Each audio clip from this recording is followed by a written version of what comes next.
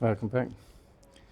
Today, another eclectic mixture of people, including Apostle Paul, people like other biblical people, maybe bigger to Moses.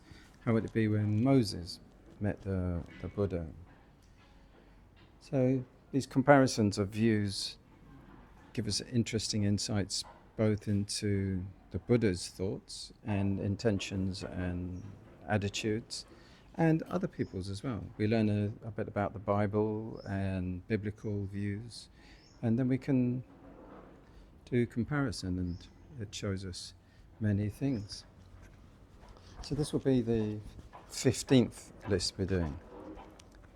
Apostle Paul will be there. Moses, Abraham, Ezekiel. Then we go conventional, contemporary. Torvill and Dean, Laurel and Hardy, Steve Wright.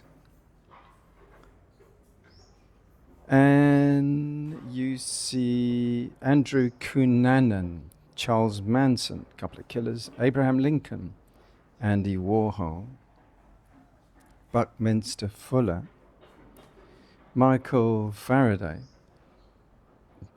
Thomas Edison,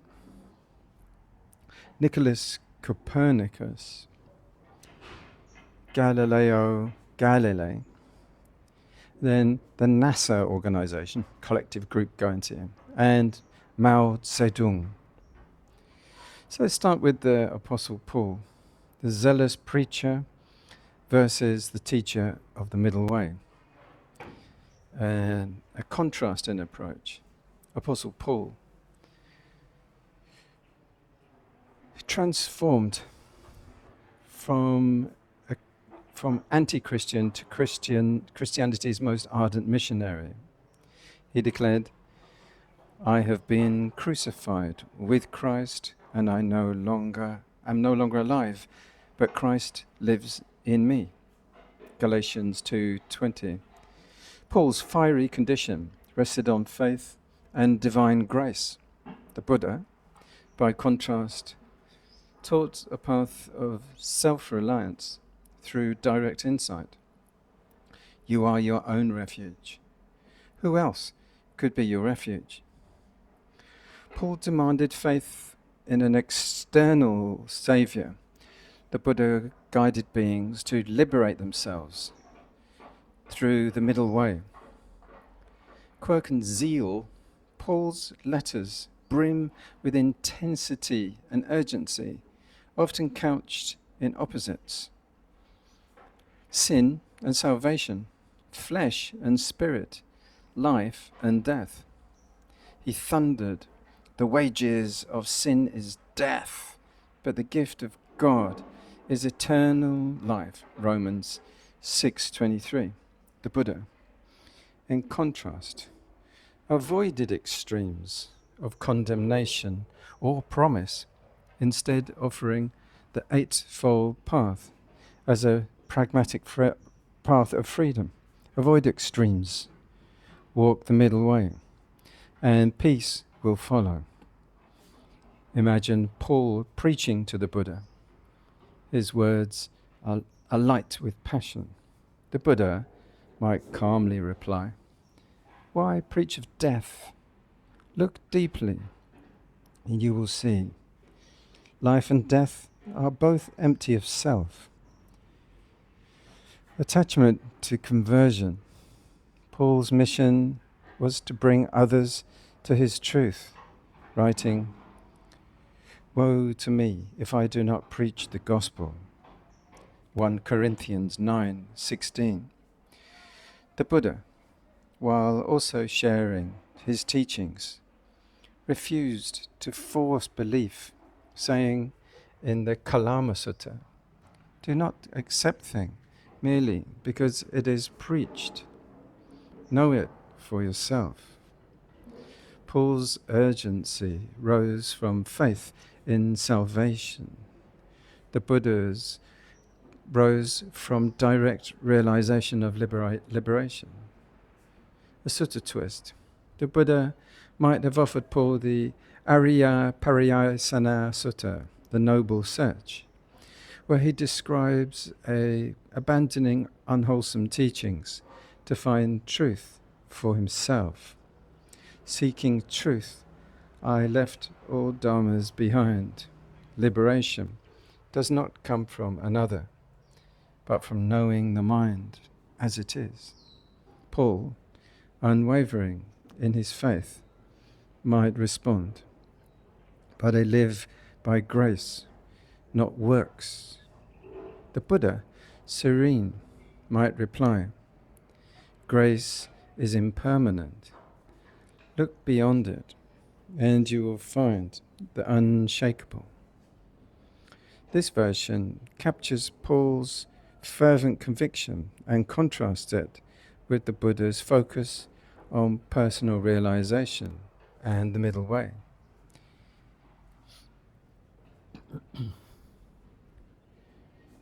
Next, let's move to another biblical figure. Moses versus the Buddha, the lawgiver versus the liberator of the mind. A contrast in freedom. Moses, the prophet of the Old Testament, led the Israelites out of slavery in Egypt, delivering the 10 Commandments in his divine law. His authority rested on obedience to God's word. You shall have no other gods before me. Exodus 23.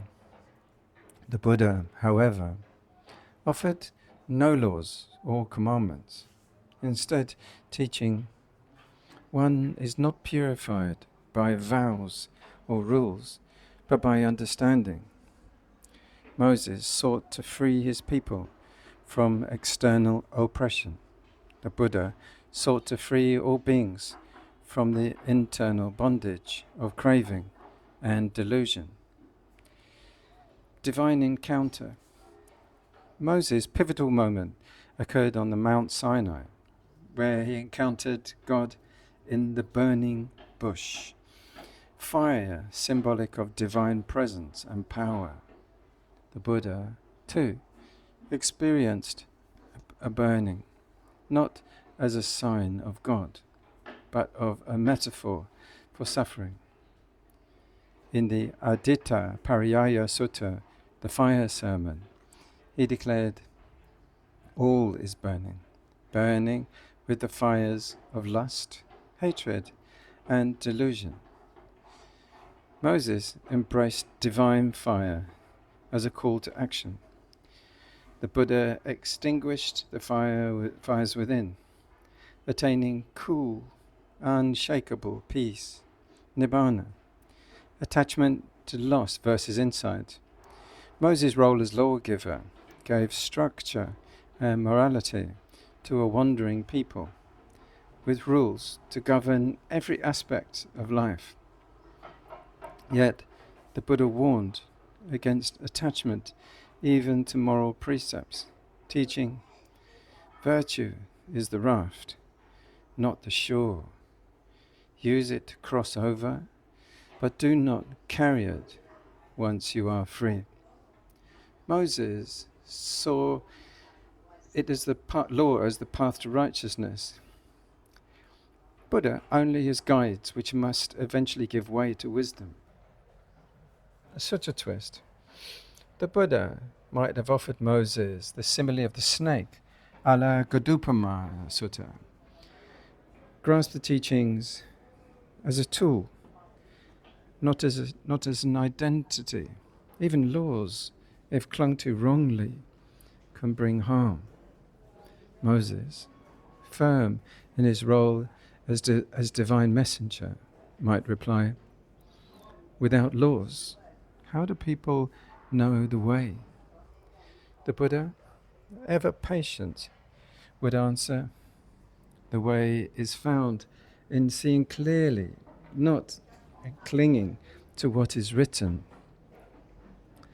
This comparison highlights Moses' role as lawgiver and liberator through divine command, contrasting it with the Buddha's internal liberation through wisdom and detachment.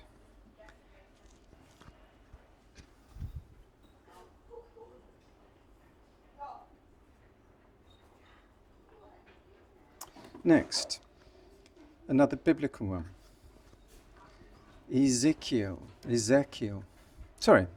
Abraham, the father of faith versus the realizer of wisdom.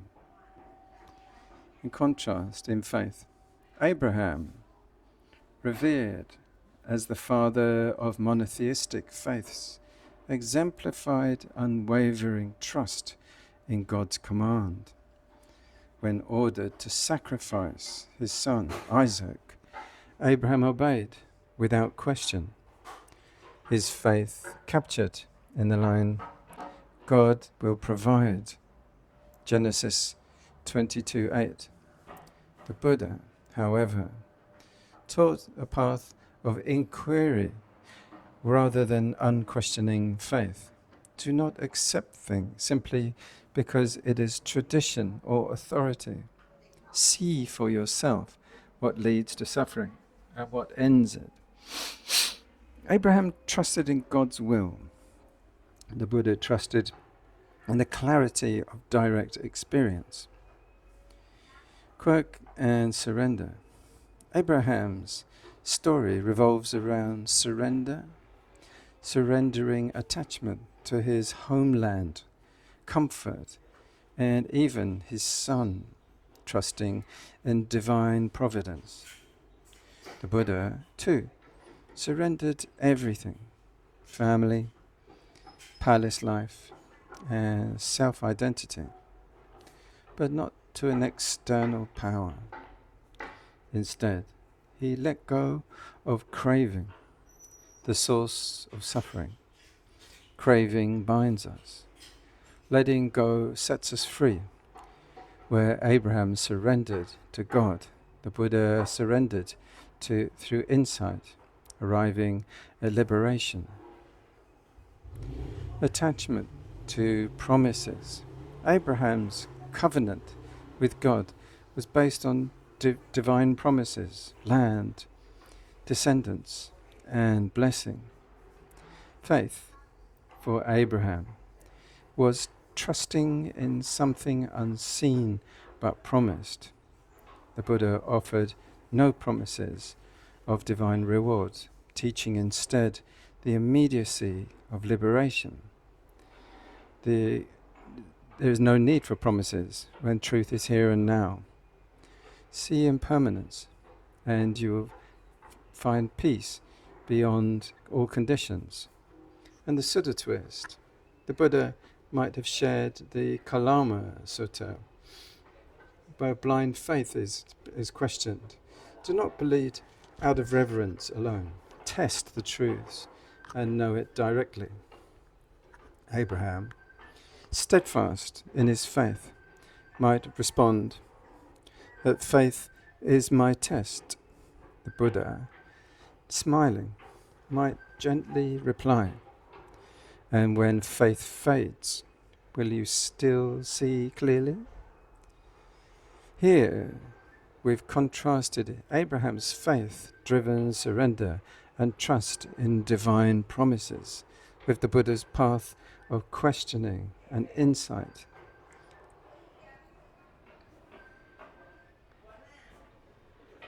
Let's have a look at Ezekiel. So he's also in the Bible. Interesting, different to Abraham, who was a lawgiver. Ezekiel versus the Buddha, the prophet of visions versus the seer of reality. Contrast in vision, Ezekiel, the prophet of the Old Testament, experienced striking, symbolic visions. The chariot of fire, the four-faced cherubim, and the valley of dry bones brought to life. He proclaimed, the heavens were opened, and I saw visions of God. Ezekiel 1:1. The Buddha, too, saw clearly, but not through heavenly visions. His clarity came from penetrating reality as it is. All phenomena are impermanent, unsatisfactory, and without self. Whereas Ezekiel's, his visions, they inspired divine obedience, or the Buddha's insight resolved all illusions, offering liberation through calm observation. Quirk and fire. Ezekiel's intensity burned brightly. His visions were apocalyptic, vivid, and often unsettling. He warned the Israelites of their waywardness and divine retribution. The Buddha, while also acknowledging suffering, did so without fiery condemnation. In the fire sermon, he taught, all is burning with the fires of lust, hatred, and delusion. Extinguish these fires, and you'll find peace. Imagine Ezekiel witnessing such teachings, his fiery visions stilled by the Buddha's cool wisdom, attachment to symbolism. Ezekiel's prophetic visions relied heavily on symbols to convey truths. Wheels within wheels, bombs that walked, temples restored. The Buddha, however, discouraged attachment to symbols and metaphors, teaching that they are mere tools. Even the greatest vision is still conditioned. Let go of it, and you will see what lies beyond. Ezekiel's visions pointed outwards to divine mysteries. The Buddha pointed inwards to universal truths. So the twist. The Buddha might have offered Ezekiel the Bahiya Sutta, where one is taught to see reality directly. In the seen, let there be only the seen. In the heard, let there only be heard. Thus, there is no I, no mine. Ezekiel, steeped in symbols, might respond, but visions reveal God's will. The Buddha, calm and clear, would reply, the truth needs no vision. It is seen when the mind is still. This comparison embraces Ezekiel's prophetic imagery while contrasting it with the Buddha's clear, unadorned insight into reality, how it flows. Let's go into the 20th century and into the arts and the sports and the arts of ice skating. Torvill and Dean versus the Buddha. The perfect pair versus the one beyond perfection, contrast in perfection. Torvill and Dean, the legendary British ice dancers, embodied harmony, precision, and artistry on the ice. Their performance to Bolero at the 1984 Olympics achieved the impossible. Perfect 6.0 scores. A moment of human synchrony and grace. The Buddha, however, taught that perfection, no matter how dazzling, remains impermanent. Even beauty fades. True freedom lies not in perfection, but in letting go of striving. While Torvill and Dean sought perfection through movement, the Buddha pointed to stillness as the ultimate liberation. Quirk and artistry. Ice dancing demands immense control, rehearsals of spins, lifts, and intricate footwork, all masked by effortless beauty. Torvill once said, people don't see the bruises and falls behind the performance. The Buddha, too, saw life suffering beneath the surface of worldly achievements. The world appears smooth, yet it is cracked with impermanence. Knowing this, one is no longer deceived. Torvill and Dean masked the struggle with poise. The Buddha exposed the struggle to transcend it, attachment to the fleeting. Torvill and Dean's perfect dance was celebrated, recorded, and remembered, but only for a moment. Like all art, it lived in time and then passed. The Buddha taught impermanence as the core of existence. Whatever is born, whatever arises, will pass away. Imagine Torvill and Dean dancing their perfect routine before the Buddha. He might watch with serene appreciation, then say, "The dance is beautiful, but it too must stop." What remains when movement ceases? There's such a twist. The Buddha might have offered the Udana 1.10, the stillness beyond motion. There is, monks, an unborn, an unbecome, an unmade, an unconditioned. Without it, there is no escape from what is born, become, made, and conditioned. Torvill and Dean, artists of motion and fleeting beauty, might reply, but the dance is where we find the meaning. The Buddha, ever gentle, would say, the meaning is found masterfully when there is no need to dance. This highlights Torvill and Dean's pursuit of beauty, precision, and fleeting perfection, holding it against the Buddha's timeless stillness and freedom. Another form of captivation through entertainment. Laurel and Hardy. Comedy. Laurel and Hardy versus the Buddha. The kings of clumsiness versus the master of balance.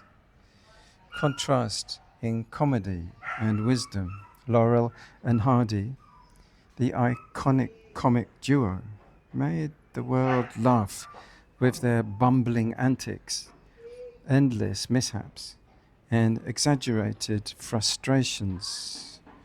Their genius lay in showing how small problems spiral into chaos. Stan Laurel would scratch his head while Oliver Hardy sighed. "Well, here's another fine mess you got me into." The Buddha, by contrast, taught how to end chaos altogether. Chaos arises when craving and ignorance rule. Let go, and no mess remains. Laurel and Hardy stumble through life's absurdities. The Buddha found a path beyond them. Quirk and charm. The duo's charm came from their ability to expose humanity's struggles in the simplest of terms. Spill paint, broken ladders, and botched plans. Their slapstick reveals an essential truth. Life rarely goes according to plan. The Buddha, too, recognized that life's unpredictability, but approached it with equanimity, even when things fall apart. One who is mindful remains unshaken. Imagine Hardy wagging his finger at the Buddha, exclaiming, "Well, do something about this." The Buddha, calm and smiling, would reply, "Let go of the need to control, and the mess will no longer trouble you." Attachment to absurdity. Laurel and Hardy thrived in a world of absurd consequences, where one error led to 10 disasters. They embraced it all with comedic resilience. The Buddha, while appreciating the absurdity of human clinging, offered freedom from its cycle. Life's mishaps are like waves. If you resist them, they overwhelm you. If you see them clearly, they pass by without disturbance. Laurel's innocent confusion and Hardy's frustrated pride are, in the Buddha's view, reflections of how we cling to control and in a chaotic world.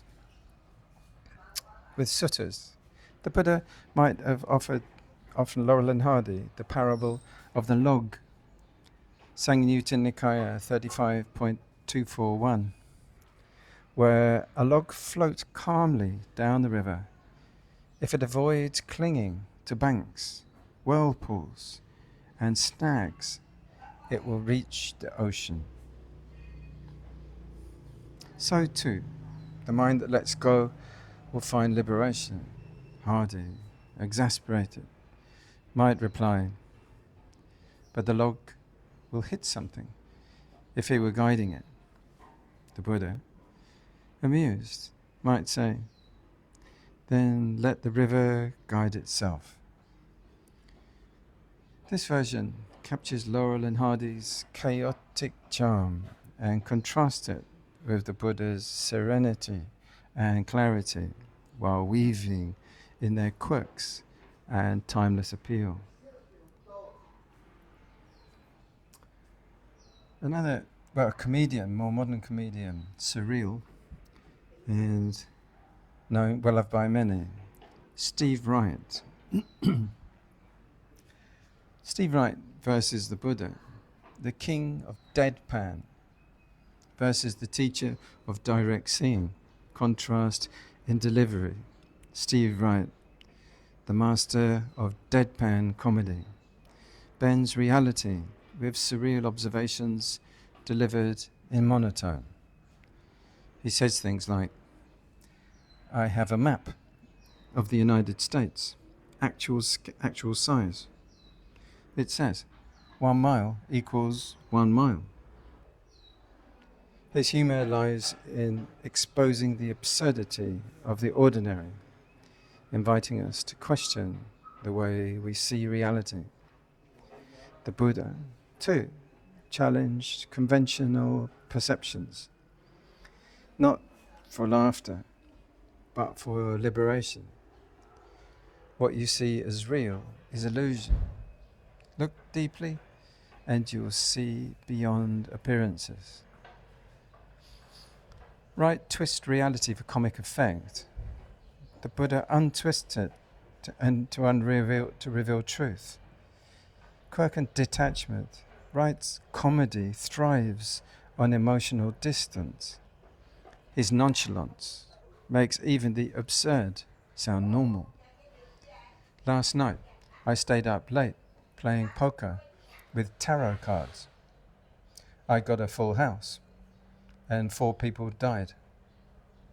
The Buddha, while seeming as detached, used calm clarity to expose suffering's roots, not to exaggerate them. Where Wright's detachment as a comedic tool, the Buddha's was a path to freedom. By not clinging, the wise are free of both laughter and tears, attachment to the joke versus liberation. Wright reveals the emptiness of logic through his jokes, like, I installed a skylight in my apartment. The people who live upstairs, they're furious. The Buddha, too, addressed life's contradictions, but with compassion, not wisdom. The world spins on calm addictions. Pleasure becomes pain. Life becomes death. Free yourself by seeing this clearly. Where Wright makes us laugh at absurdities, the Buddha shows us how to transcend them. Sutta twist. The Buddha might have offered Wright the Bahia Sutta. In the seen, let there be only the seen. In the herd, only the herd. When you let go of adding, you will find peace. Wright, ever the comic, might reply, so you're saying, if I see nothing, I'll see everything? The Buddha, with a faint smile, would answer, exactly. And when you laugh at this, know that even laughter will pass. This version leans into Steve Wright's surreal deadpan style, contrasting his clever absurdities with the Buddha's direct teachings on seeing reality as it is. If we keep the laughs rolling, they might get stopped by the next one. Andrew Cunanan. You can see this with the assassination of Gianni Versace Netflix video. Andrew Cunanan versus the Buddha, the chameleon of deception versus the teacher of truths. Contrast in identity. Andrew Cunanan, the infamous spree killer, was a master of masks, reinventing himself with lies, charm, and false personas. He blended into high society while hiding a fractured and tormented self. The Buddha, in stark contrast, dismantled the very idea of self. There is no permanent I. All clinging to identity leads to suffering. Whereas Cunanan wore identities to manipulate and control, the Buddhas stripped away identity to reveal freedom, quirk and desperation. Cunanan craves status, wealth and admiration, constructing elaborate lies to satisfy his vanity. He would draw up lines like, I am the only person who belongs everywhere and nowhere at once. This restless hunger mirrors the Buddha's teaching on tanha, craving. Craving leads to suffering. The more you seek to feed it, the hungrier it becomes. Cunanan's obsession consumed him. The Buddha transcended all such desires, teaching, contentment is the highest wealth. Attachment to delusion. Cunanan's downfall lay in his inability to accept impermanence and loss. When his carefully constructed life unraveled, he spiraled into violence, unable to bear rejection or failure. The Buddha understood this fragility of the ego. The self you cling to is like foam. It's insubstantial and fleeting. Know this, and no harm can touch you. Whereas Cunanan lashed out to preserve a false self, the Buddha taught letting go. By releasing the illusion of I, peace arises. Sutta twist. The Buddha might have shared the Chula Sihanada Sutta, where falsehood is described as a prison of one's own making. One who deceives others deceives himself. Truth alone is the path to freedom. Cunanan, desperate and restless, might retort, but without my stories, who am I? The Buddha, calm and clear, would answer, you are neither your stories, you're your masks. Let them go, and you will find what has no need of lies. This piece It's Cunanan's tragic obsession with identity and control against the Buddha's teachings on truths, impermanence, and the emptiness of self. Another serial killer, mass murderer, to help us look about these broken personalities versus the completeness of the Buddha. Charles Manson. Charles Manson versus the Buddha. The manipulator of minds versus the liberator of minds.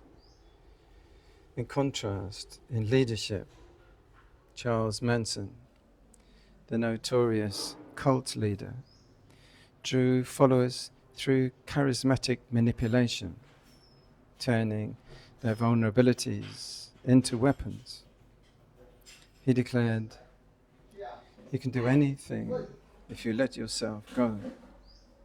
But his freedom was twisted, a descent into chaos and violence.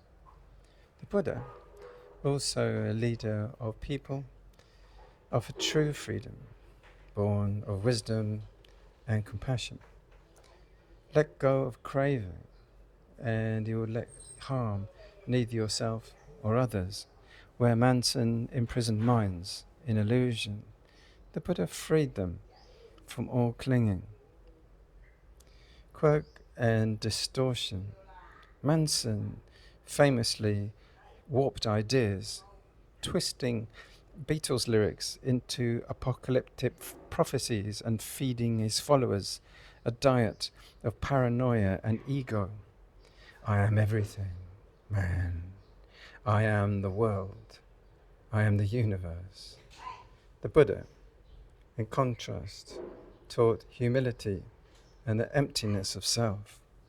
Nothing that arises is I or mine. Knowing this, one is free. Imagine Manson claiming helter-skelter as his vision while the Buddha observed. Visions born of delusion are like dreams. When you awaken, they vanish. Attachment to power. Manson's craving for control revealed the danger of unrestrained ego. His actions embodied the Buddha's teaching on the three poisons: greed, hatred, and delusion. Unchecked and unexamined, Manson's downfall lay in his inability to see this. Hatred never ends through hatred. By love alone is it healed. The Buddha turned influence into compassion. Manson turned it into destruction. Sutta twist. The Buddha might have shared the Magandiya Sutta, where attachment to distorted views is seen as clinging to a burning coal. The one who delights in corruption sees beauty where there is none. Truth is the only path to peace. Manson, with his delusions of grandeur, might sneer, I am beyond truth. The Buddha, unshaken, might have responded, truth does not bow to you. It is there, whether you see it or not. This comparison reveals Manson's darkness and ego-driven manipulation, holding it starkly against the Buddha's wisdom and liberation. Staying in the States, but going to Abraham Lincoln. Abraham Lincoln versus the Buddha. The emancipator of slaves versus the emancipator of minds. Contrast in liberation. Abraham Lincoln, the 16th President of the United States, dedicated his life to ending the physical bondage of slavery, proclaiming, those who deny freedom to others deserve it not for themselves. The Buddha, too, sought liberation but from an invisible bondage, the slavery of the mind, to craving ignorance and delusion. He declared, "No one can free you but yourself." True freedom arises when the mind is no longer bound. Lincoln broke man-made chains. The Buddha dissolved the chains within.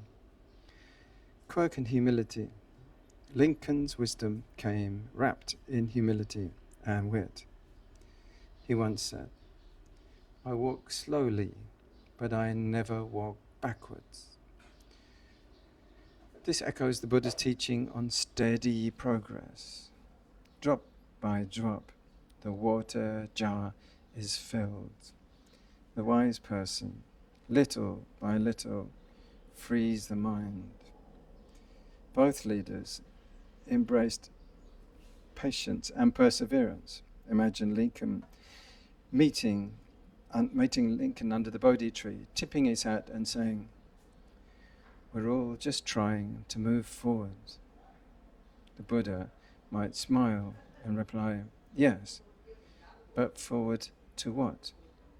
Seek not direction, but freedom." Attachment to ideals. Lincoln believed deeply in justice, his life shaped by moral ideals. Yet the Buddha might gently caution him, even righteous ideals, when clung to, combined the mind. Where Lincoln sought justice through action, the Buddha pointed to a peace beyond action. Justice in the world is fleeting. True justice is the ending of all greed, hatred, and delusion. In a sutta twist, the Buddha might have offered Lincoln the Chakravarti Sihanada Sutta, the discourse on the wheel-turning king, which describes a ruler who leads with compassion and virtue, a ruler who gives freedom and safety, inspires peace among his people. Lincoln, humble but resolute, might reply, "But peace might first be fought for." The Buddha, ever steady, would answer, "Fight not with weapons, but with wisdom.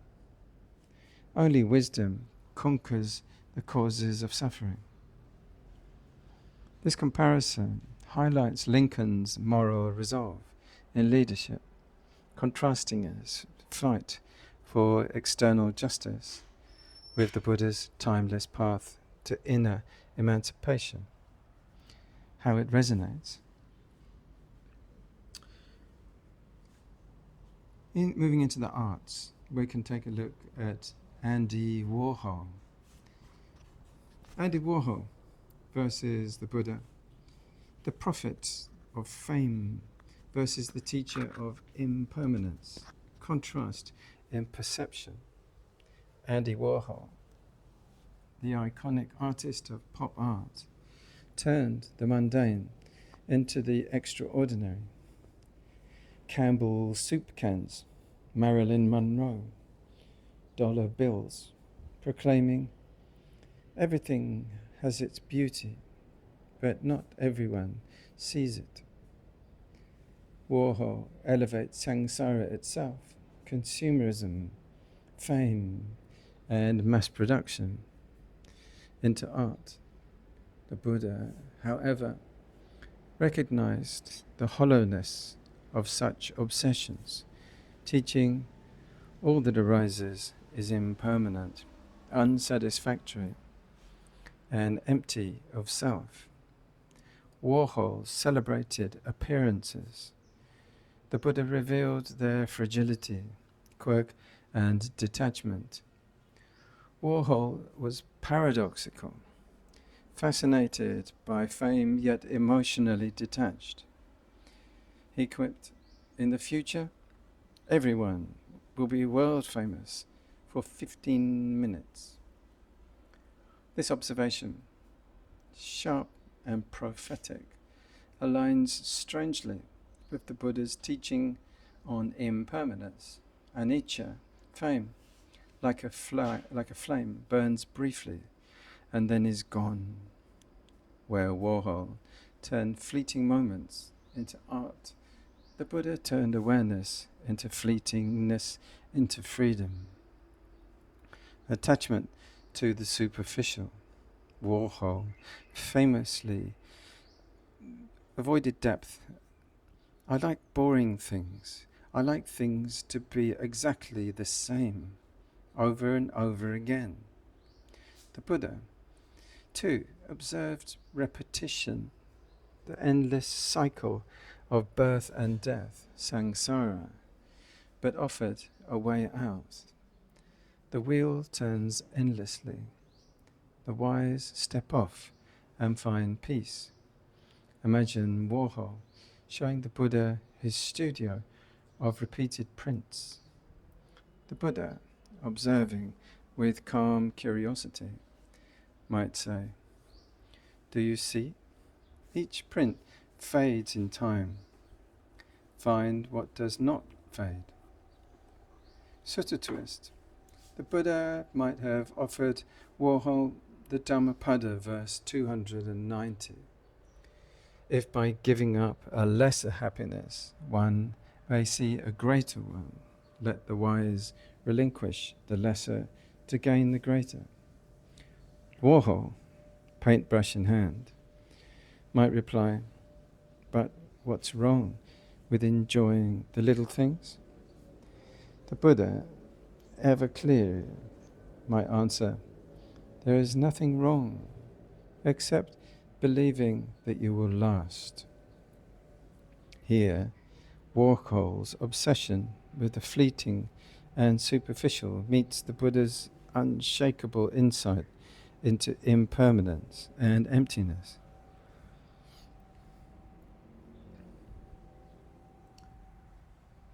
Another American, he's a visionary inventor, Buckminster Fuller. Buckminster Fuller versus the Buddha. Well, the architect of spaces versus the architect of liberation. Contrast in design. Buckminster Fuller, the visionary architect and inventor, sought to redesign the material world to serve humanity better, saying, "We are called to be architects of the future, not its victims." His geodesic domes and futuristic ideas aim to solve poverty, housing, and energy crises with ingenious efficiency. The Buddha, too, was a designer, but of the mind. He taught how to dismantle the structures of suffering. The house builder, craving, is discovered. No more shall you build a house for me. While Fuller designed better worlds, the Buddha showed how to transcend all worlds. Quirk and purpose. Fuller was relentless in his creative experiments, saying, "When I am working on a problem, I never think about beauty, but when I've finished, if the solution isn't beautiful, I know it's wrong." This echoes the Buddha's middle way. True solutions must be balanced, effective, and lead to harmony. Yet, while Fuller's beauty was in structures, the Buddha saw beauty in the mind free of attachment.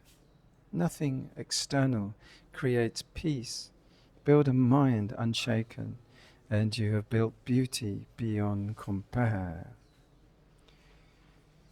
Attachment to innovation.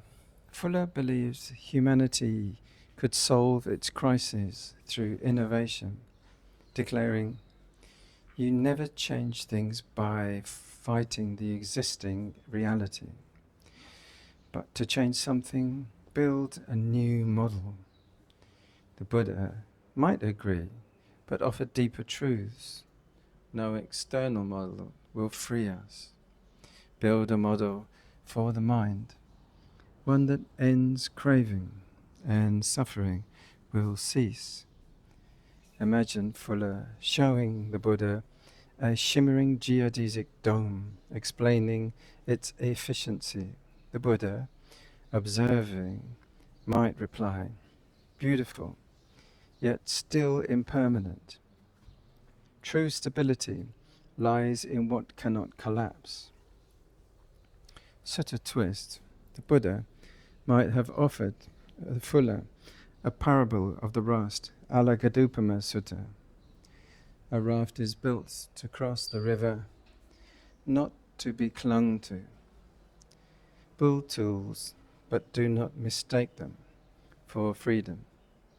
Fuller, ever the innovator, might respond, but tools are what left humanity. The Buddha, calm and clear, would reply, let humanity where? Build upwards, outwards, but freedom is found inward.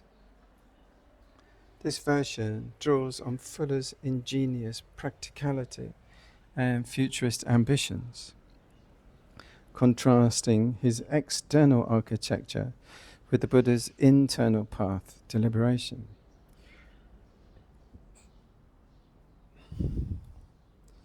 Another externally focused person, in this case it's going to be Michael Faraday.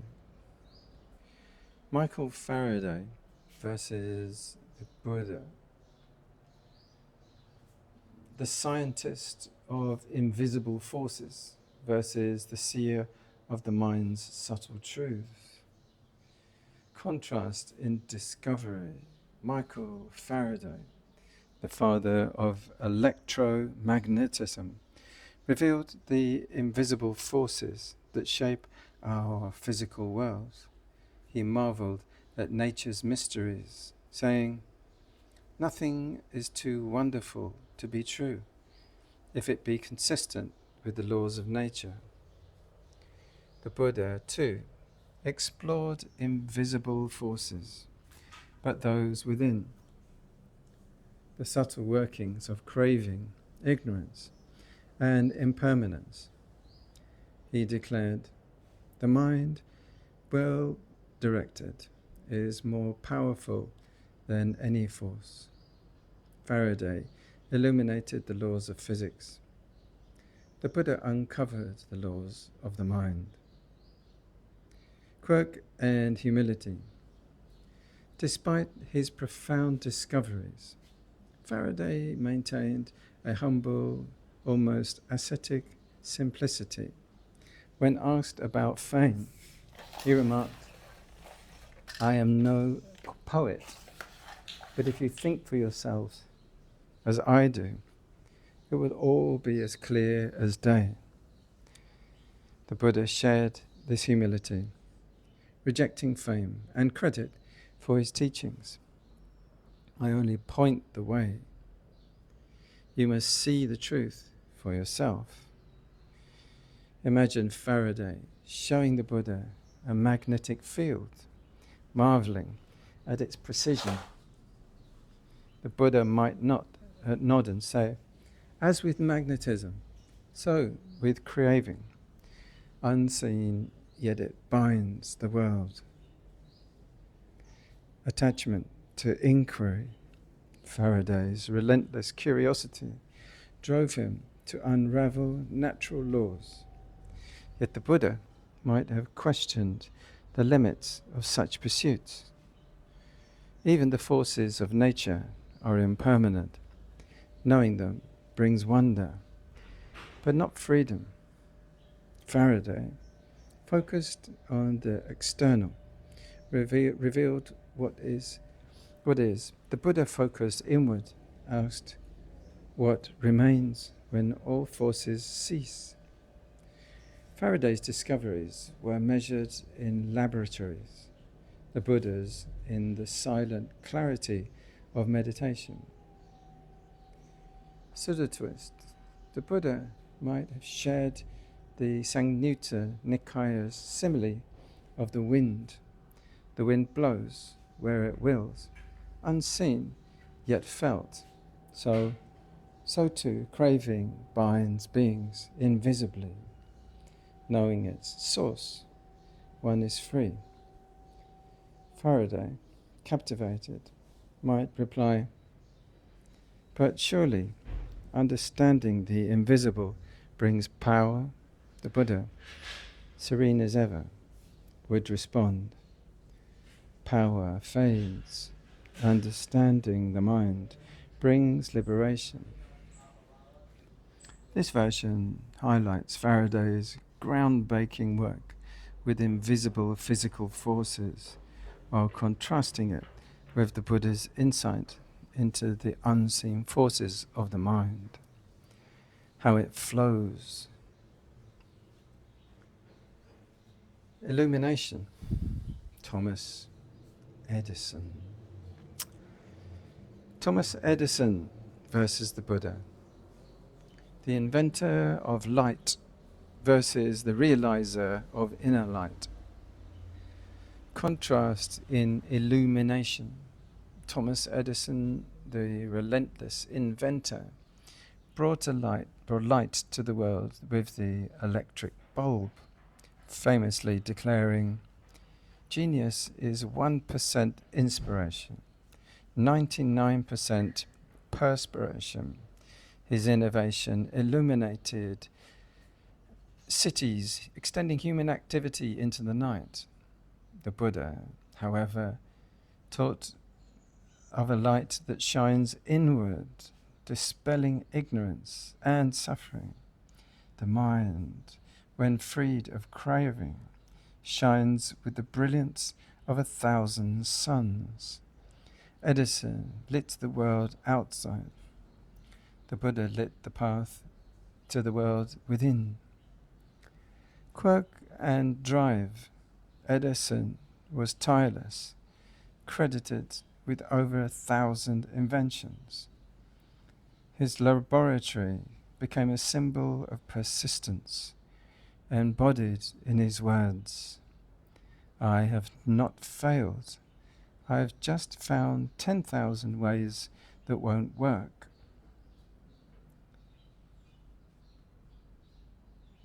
Good.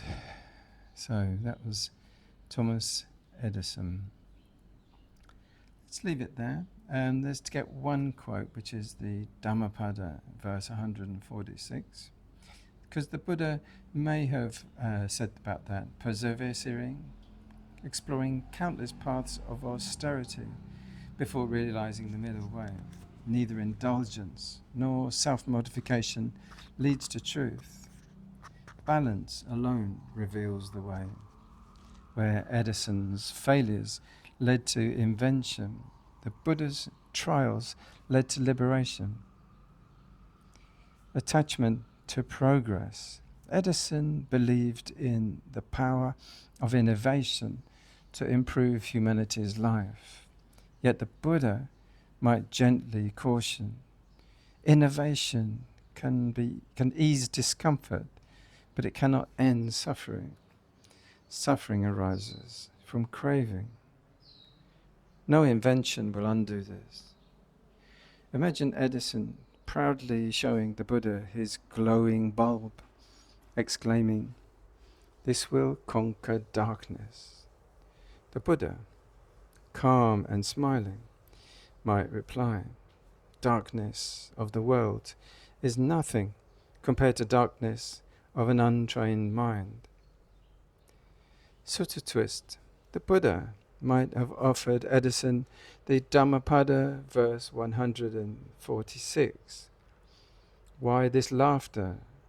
Why this joy when the world is burning, shrouded in darkness? Will you not seek the light? Edison, ever the pragmatist, might say, but light gives us control over the night. The Buddha would gently answer, true light removes the need for control. It reveals what is as it is. This comparison brings Edison's brilliance and persistence into sharp relief against the Buddha's emphasis on the inner light of wisdom. Let's go back a few centuries. Nicholas Copernicus. Nicholas Copernicus versus the Buddha. The shifter of worlds versus the teacher of reality beyond motion. Contrast in perspective. Nicholas Copernicus revolutionized humanity's understanding of the cosmos by placing the sun, not the earth, at the center of the solar system. He dismantled the illusion of human centrality, writing, "We revolve around the sun like any other planet." The Buddha, too, overturned perceptions, but of a subtler kind. The world you cling to revolves around the illusion of I. Let go of this, and the mind finds stillness. Copernicus moved the earth. The Buddha stopped the spinning of the mind. Quirk and courage. Copernicus worked in the shadows of tradition, aware of the firestorm his eyes might provoke. He published a revolution of his hesitantly at the edge of his life, yet changed the course of human thought. The Buddha, too, challenged tradition, rejecting the eternalist and nihilist doctrines of his time. What arises will cease. Knowing this, seek not authority, but truth. Imagine Copernicus presenting his model to the Buddha, exclaiming, "Look, the universe does not revolve around us." The Buddha might nod and say, "And yet even this truth is conditioned. Beyond movement, there is stillness." Attachment to models. Copernicus' heliocentric model was a masterpiece of logic, yet the Buddha warned of clinging to models, scientific or conceptual, as ultimate truth. The map is not the territory. Even the greatest model cannot free the mind. Where Copernicus expanded human horizons, the Buddha offers liberation beyond horizons entirely. The universe of stars, vast though it is, cannot compare to the freedom of a mind at peace. A sutta twist. The Buddha might have offered Copernicus the simile of the ocean, Udana 5.5. As the great ocean deepens gradually, so too does wisdom. The wise do not measure the shore, but dive into the depths. Copernicus, ever the observer, might respond, "But isn't understanding the cosmos itself a kind of freedom?" The Buddha might reply, "Understanding the cosmos is vast. Understanding the mind ends suffering." This version explores Copernicus' explorations and contrasts it with the Buddha's deeper revolution, moving beyond models, stilling the mind, and revealing ultimate freedom. Another person in a similar field, and just as significant, Galileo Galilei versus the Buddha, the challenger of dogma versus the liberator of truth. Contrast in inquiry. Galileo the father of modern science, challenged the dogmas of his age with his telescope and unrelenting observation. He declared, "All truths are easy to understand once they are discovered. The point is to discover them." The Buddha, too, was a challenger of accepted truths, but his inquiry turned inward. He taught truth is not seen through external tools, but through the trained mind. Look within, and you will find freedom. Galileo exposed the church's errors. The Buddha exposed the errors of perception itself.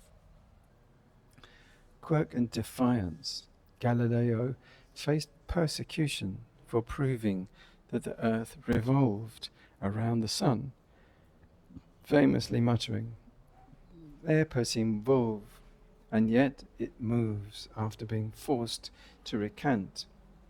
His defiance reflects the Buddha's rejection of blind belief. In the Kalama Sutta, the Buddha taught, "Do not accept teachings out of teaching or authority. See for yourself what is true." Galileo proved the world's motion. The Buddha revealed how to stop the mind's restless spinning. Attachment to the external, Galileo's work was revolutionary, and yet it remained focused on external realities. The stars, the planets, and motions of the cosmos. The Buddha might have cautioned, "The universe may be vast, but knowing it does not free you. Know the mind, and you will know the way to peace." Imagine Galileo sharing the Buddha his telescope, exclaiming, "See, truth lies in what we can observe." The Buddha, gazing calmly, might reply, "What you observe changes. Observe the observer, and truth will not move." Sutta twist. The Buddha might have shared the Loka Sutta, the discourse on the world. The world arises and ceases in the mind. By understanding the mind, one understands the world. Galileo, ever the scientist, might respond, "But the world is measurable, predictable." The Buddha would gently reply, "Yes, and impermanent. Seek not permanence in the stars." Here I've brought Galileo's courageous defiance and scientific clarity, while contrasting it with the Buddha's teaching on the mind as the ultimate laboratory for truth. Up to modern day, also exploring the space, NASA. NASA versus the Buddha, the explorers of space versus the seer of inner infinity. Contrast in exploration. NASA, the pioneering agency of space exploration, pushes the boundaries of human achievement, sending probes to distant planets, astronauts to the moon, and telescopes to reveal the cosmos. Their mission is embodied in words like, to explore the universe and seek answers to the unknown. The Buddha, too, explored, but his journey led inward. He declared, "Within this fathom-long body lies the universe. The origin of suffering is cessation and the path to freedom." NASA seeks answers in infinite space. The Buddha uncovered answers within the infinite mind. Quirk and limits. NASA's achievements inspire awe. Landing rovers on Mars, peering into black holes, and dreaming of interstellar travel. Yet, their search has limits. The Buddha might observe, even the stars burn out. What is born, what will die. Freedom lies in knowing what does not arise. Imagine NASA's engineers presenting the Buddha with a dazzling image of galaxy captured by the James Webb telescope. The Buddha, calm and clear, might say, beautiful, yet vastness itself is empty of permanence. Know the stillness beyond all galaxies. Attachment to discovery. NASA's mission reflects a deep human yearning to know, conquer, and reach further. Yet the Buddha cautioned that outward seeking, no matter how wondrous, cannot satisfy the heart. One may travel far, yet suffering will follow. Only by seeing clearly the nature of the mind can one be free. NASA builds rockets to escape gravity, but the Buddha freed himself from the heaviest gravity of all, craving and ignorance. Sutta twist. The Buddha might have shared the Chula Sunyata Sutta, the discourse on emptiness. The universe appears infinite, yet it is empty of self. Knowing this, one ceases to cling and finds peace. NASA, always yearning for what lies beyond, might respond, what about the edge of the universe? The Buddha would answer, the edge of craving is where true exploration begins. This version captures NASA's awe-inspiring pursuit of knowledge while contrasting it with the Buddha's inward journey to the unconditioned. Lastly, someone trying to push their boundaries and everyone else's, and in consequence, many consequences. Mao Zedong versus the Buddha, the revolutionary of power versus the revolutionary of liberation.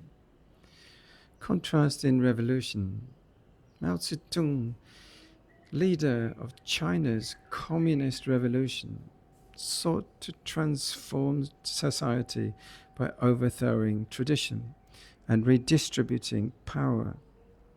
He proclaimed, a revolution is not a dinner party, it is an act of violence.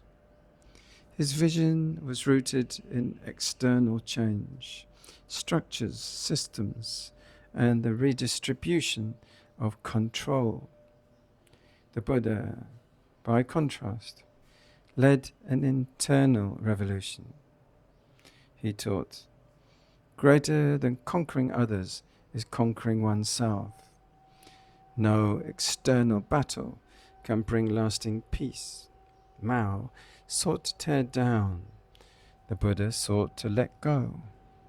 Quirk and contradiction. Mao's ideas were paradoxical. He claimed to fight for equality while accounting a cult of personality. He famously said, political power grows out of the barrel of a gun. The Buddha would counter this with disarming clarity. Hatred does not end by hatred. Only love dispels hate. Where Mao relied on force and fear to impose his vision, the Buddha invited beings to freedom through wisdom and compassion. Attachment to ideology. Mao's revolution was rooted in ideology, Marxism, communism, and an unyielding belief in collective progress. The Buddha, however, warned against clinging to any view or system, teaching in the Arya Pariyasana Sutta, even the most noble views are a raft to cross the river. Do not carry them once you reach the other shore. Imagine Mao declaring, the old must be destroyed to create the new. The Buddha, calm and clear, might reply, destroying the world will not free you from suffering. Destroy ignorance and you will be truly free. Sutta twist. The Buddha might have offered Mao the Dhammapada verse 5. Hatred is never appeased by hatred. It is only appeased by love. This is an eternal truth. Mao, unshaken, might respond, but power is the only way to bring change. The Buddha, with infinite compassion, would reply, power fades, begins in the heart, where no gun can reach. This comparison highlights Mao's forceful external revolution and contrasted with the Buddha's inward revolution of wisdom and peace. This concludes today's session. Thank you very, very much for listening. I hope this has given you some clear ideas and guidance towards the kind of advice and direction the Buddha would tend to encourage towards these imaginary dialogues. Help us perhaps to understand and contrast how the Buddha may have looked at those people's ideas and given them help towards attaining realization and vision of nirvana.